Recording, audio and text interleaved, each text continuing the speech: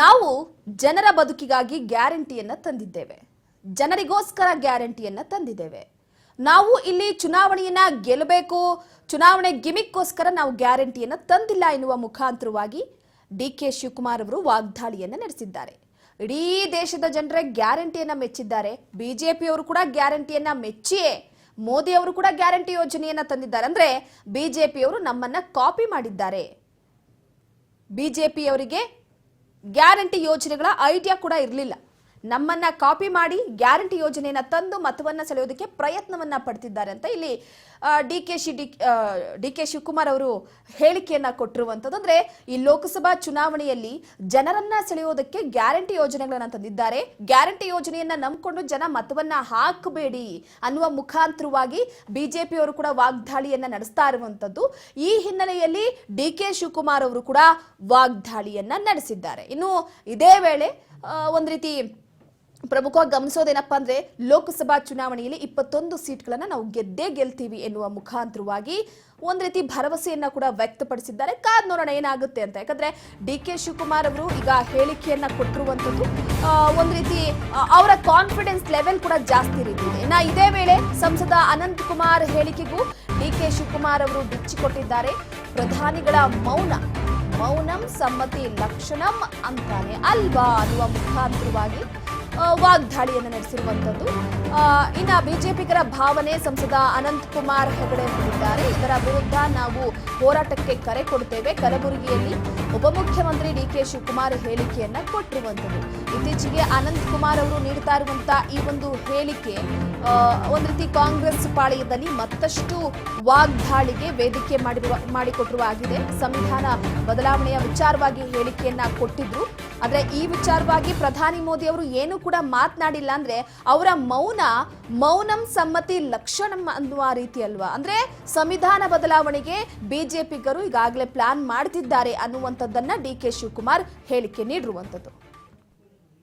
ಅಲ್ಲದೆ ಬಿಜೆಪಿಯ ಸಂಸತ್ ಸದಸ್ಯರ ಹೇಳಿಕೆ, ಸಂವಿಧಾನವನ್ನ ಬದಲಾವಣೆ ಮಾಡ್ತೀವಿ, ಅದಕ್ಕೋಸ್ಕರ ನೀವು 400 ಸೀಟ್ ನಮ್ಗೆ ಕೊಡಿ ಅಂತ ಇದೆಯಲ್ಲ.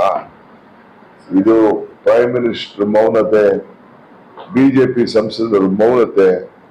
ಮೌನಂ ಸಮ್ಮತಿ ಅಲ್ವೇ? ಮೌನ ಆಗಿದ್ರೆ ಸಮ್ಮತಿ. ವೈಯಕ್ತಿಕ ಹೋಗ್ಬೇಡ. ಇಲ್ಲ ಇಷ್ಟೊತ್ತಿಗೆ ನಾವಾಗಿದ್ರೆ ಪಾರ್ಟಿಯಿಂದ ಎಕ್ಸ್ಪೆಲ್ ಮಾಡ್ಬಿಟ್ಟಿದ್ದೆ, ಪಾರ್ಟಿನೇ ಎಕ್ಸ್ಪೆಲ್ ಮಾಡ್ತಿದ್ದೆ. ಅಂದ್ರೆ ಅವ್ರಿಗೆ ಇದನ್ನ ಪೂರ್ವಕವಾಗಿ ಏನು ಬಿಜೆಪಿ ಭಾವನೆ ಇದೆ ಆ ಭಾವನೆನ ಅನಂತ್ ಕುಮಾರ್ ಹೆಗಡೆ ಅವ್ರ ಕೇಳಿ ಮಾತಾಡಿಸ್ತಾ ಇದ್ದಾರೆ. ಇದು ಖಂಡನೀಯ. ಇಡೀ ರಾಜ್ಯದ ಎಲ್ಲ ಕಾರ್ಯಕರ್ತರಿಗೆ, ಜನರಿಗೆ, ಎಲ್ಲರೂ ಕೂಡ ನಾವು ಕರೆಯನ್ನ ಕೊಡ್ತಾ ಇದ್ದೇವೆ. ಇದರ ವಿರುದ್ಧ ಹೋರಾಟ ಮಾಡಬೇಕು. ಬಾಬಾ ಸಾಹೇಬ್ ಅಂಬೇಡ್ಕರ್ ಕೊಟ್ಟಂತ ನಮ್ಮ ಸಂವಿಧಾನವನ್ನ ನಾವು ರಕ್ಷಣೆ ಮಾಡ್ಕೊಳ್ಬೇಕು.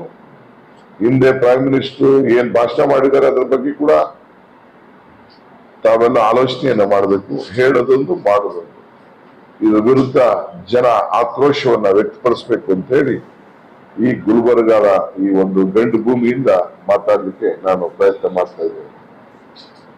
ಇವತ್ತು 1,464 ಕೋಟಿ ರೂಪಾಯಿ ವೆಚ್ಚದ ಕಾಮಗಾರಿಗಳನ್ನ ನಾನು, ಮಲ್ಲಿಕಾರ್ಜುನ್ ಖರ್ಗೆ ಸಾಹೇಬರು, ಶರಣ ಪ್ರಕಾಶ್ ಅವರು, ಪ್ರಿಯಾಂಕರ್ ಅವರು, ಮತ್ತು ನಮ್ಮ ಅಜಯ್ ಸಿಂಗ್ ರವರು, ಮತ್ತು ನಮ್ಮ ಕೃಷ್ಣಾಪುರ ಅಲಂಪುರ್ ಪಾಟೀಲ್, ನಾವೆಲ್ಲ ಸೇರಿ ನಿಂತ್ಕೊಂಡು ಅಭಿವೃದ್ಧಿಗೆ ಈ ಭಾಗಕ್ಕೆ ಅಲ್ಲದೆ ಬಿಜೆಪಿಯ ಸಂಸತ್ ಡಿಕೆ ಶಿವಕುಮಾರ್ ಅವರು ಅನಂತ್ ಕುಮಾರ್ ಹೆಗಡೆ ವಿರುದ್ಧ ಕೂಡ ವಾಗ್ದಾಳಿಯನ್ನ ನಡೆಸಿದ್ದಾರೆ. ಅನಂತ್ ಕುಮಾರ್ ಹೆಗಡೆ ಆಗಾಗ ಸಂವಿಧಾನದ ವಿಚಾರವಾಗಿ ಹೇಳಿಕೆಯನ್ನ ಕೊಡ್ತಾ ಇರ್ತಾರೆ. ಮೊನ್ನೆ ಕೂಡ ಅದೇ ರೀತಿಯಾಗಿ ಸಂವಿಧಾನದ ಬದಲಾವಣೆಯ ವಿಚಾರವಾಗಿ ಬಿಜೆಪಿಯನ್ನ ಗೆಲ್ಲಿಸಿದ್ರೆ ಸಂವಿಧಾನ ಬದಲಾವಣೆ ಮಾಡ್ತೀವಿ ಎನ್ನುವ ಹೇಳಿಕೆಯನ್ನ ಕೊಟ್ಟಿದ್ರು. ಇನ್ನ ಬೆಂಗಳೂರು ಗ್ರಾಮಾಂತರದಿಂದ ಡಾಕ್ಟರ್ ಮಂಜುನಾಥ್ ಸ್ಪರ್ಧೆ ವಿಚಾರವಾಗಿ ಕಲಬುರಗಿಯಲ್ಲಿ ಡಿಸಿಎಂ ಡಿಕೆ ಶಿವಕುಮಾರ್ ಅವರು ಕೂಡ ಪ್ರತಿಕ್ರಿಯೆ ಕೊಟ್ಟಿದ್ದಾರೆ. ಡಾಕ್ಟರ್ ಮಂಜುನಾಥ್ ಅವರ ಬಗ್ಗೆ ನಮಗೆ ಗೌರವ ಇದೆ ಅನ್ನುವ ಮುಖಾಂತರವಾಗಿ ಹೇಳಿಕೆ ಕೊಟ್ಟಿರುವಂತದ್ದು. ನಾವು ದೇವೇಗೌಡರ ವಿರುದ್ಧವೂ ಕೂಡ ಚುನಾವಣೆಗೆ ಇಳಿದಿದ್ದೀವಿ. ಎಚ್ ಡಿ ಕುಮಾರಸ್ವಾಮಿ ವಿರುದ್ಧವೂ ನಿಂತು ಗೆದ್ದಿದ್ದೀವಿ. ಬಿಜೆಪಿಯಿಂದ ಡಾಕ್ಟರ್ ಮಂಜುನಾಥ್ ಸ್ಪರ್ಧಿಸಿದ್ರೆ ಬೇಜಾರಿಲ್ಲ, ಸ್ಪರ್ಧೆ ಮಾಡ್ಲಿ. ನಮ್ಮ ವಿರುದ್ಧ ಯಾರೇ ನಿಂತರೂ ಕೂಡ ನಮಗೇನೂ ಬೇಜಾರಿಲ್ಲ ಎನ್ನುವ ಮುಖಾಂತರವಾಗಿ ಹೇಳಿಕೆಯನ್ನ ಕೊಟ್ಟಿರುವಂತದ್ದು. ಬೆಂಗಳೂರು ಗ್ರಾಮಾಂತರದಿಂದ ಡಿಕೆ ಸುರೇಶ್ ಅವರು ಕಾಂಗ್ರೆಸ್ ಪಕ್ಷದಿಂದ ಸ್ಪರ್ಧಿಯಾಗಿದ್ರೆ ಮತ್ತೊಂದು ಕಡೆ ಬಿಜೆಪಿಯಿಂದ ಡಾಕ್ಟರ್ ಮಂಜುನಾಥ್ ಅವರ ಸ್ಪರ್ಧೆ ಕೇಳಿ ಬರ್ತಾ ಇದೆ. ಈ ಹಿನ್ನೆಲೆಯಲ್ಲಿ ಡಿ.ಕೆ. ಶಿವಕುಮಾರ್ ಅವರು ಕೂಡ ಯಾರು ಬೇಕಾದ್ರೂ ನಿಲ್ಲಿ, ಚುನಾವಣೆ ರೀತಿಯಾಗಿಯೇ ನೋಡ್ತೀವಿ, ಅವರ ಮೇಲೆ ಡಾಕ್ಟರ್ ಮಂಜುನಾಥ್ ಅವರ ಮೇಲೆ ನಮಗೆ ಗೌರವ ಇದೆ. ನಾವು ಈ ಹಿಂದೆ ದೇವೇಗೌಡರ ವಿರುದ್ಧವೂ ಕೂಡ ನಿಂತಿದ್ವಿ, ಅವರ ಮಗ ಎಚ್.ಡಿ. ಕುಮಾರಸ್ವಾಮಿ ಅವರ ವಿರುದ್ಧವೂ ನಿಂತು ಗೆಲುವನ್ನ ಸಾಧಿಸಿದ್ವಿ. ಈ ಬಾರಿ ಯಾರೇ ನಿಂತರೂ ಕೂಡ ನಮಗೆ ಬೇಜಾರಿಲ್ಲ. ಡಾಕ್ಟರ್ ಮಂಜುನಾಥ್ ಅವರು ನಿಂತರೂ ಕೂಡ ಅವರನ್ನ ಗೌರವದಿಂದ ಕಾಣ್ತೀವಿ ಎನ್ನುವ ಮುಖಾಂತರವಾಗಿ ಹೇಳಿಕೆ ಕೊಟ್ಟಿದ್ದಾರೆ.